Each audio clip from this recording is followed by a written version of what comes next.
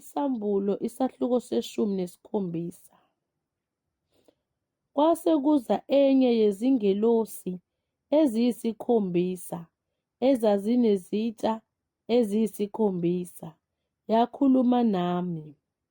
Yathi, woza lapha ngikutshengise ukwahlulela kwesifebe esikhulu esihlezi phezu kwamanzi amaningi.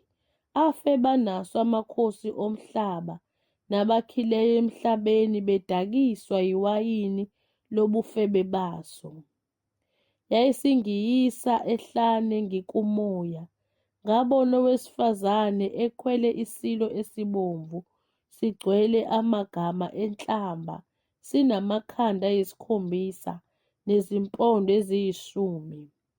Nowesifazane wayembethe okububende nokubomvu, evunule ngegolide nangamatshe anenani nangamapharele, ephethe isitsha segolide ngesandla sakhe, sigcwele amanyala nokungcolileyo kobufebe bakhe.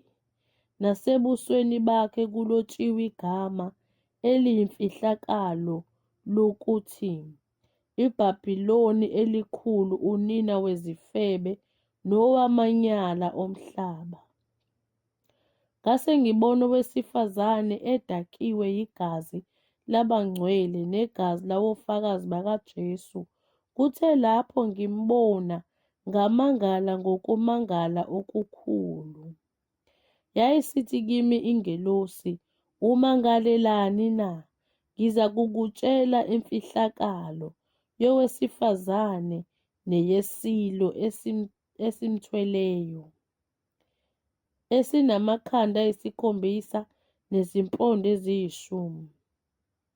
Isilo owasibonayo sasikhona, asisekho, kepha sesizakwenyuka siphume kwalasha, siye ekubhujisweni, nabakhileyo emhlabeni bayakumangala labo abamagama abo angalotshwanga encwadini yokuphila selokhu kwasekelwa izwe.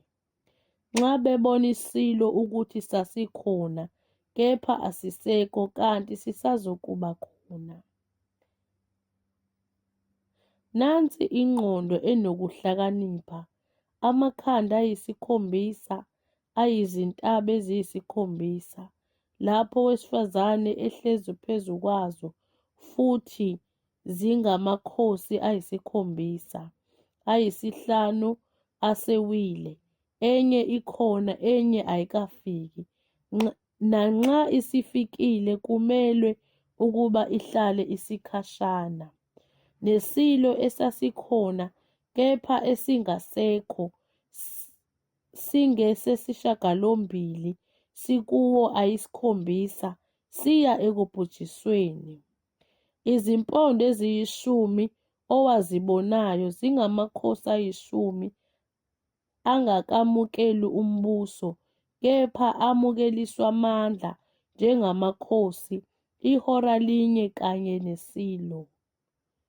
Lawo anomqondo munye anika isilo amandla nokubusa kwawo. Ayakulwa newundlu, newundlu liyakuwanqoba, ngokuba liyinkosi yamakhosi nombusi wababusi, nabakanye nalo, ababiziweyo nabakhethiweyo nabathembekileyo. Yayisithi kimi, amanzi owabonayo lapha, sihlezi khona isifebe, angabantu nezixuku nezizwe nezilimi.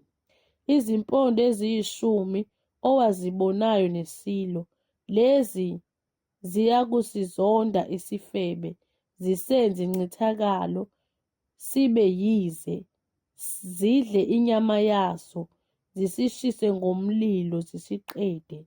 Ngokuba uNkulunkulu ukufakile ezinhliziyweni zazo ukuba zenze umqondo wakhe, ziwenze umqondo munye, zinike isilo umbuso wazo, aze agcwaliseke amazwi kaNkulunkulu. Owesifazane owambonayo ungumuzi omkhulu onombuso phezu kwamakhosi omhlaba.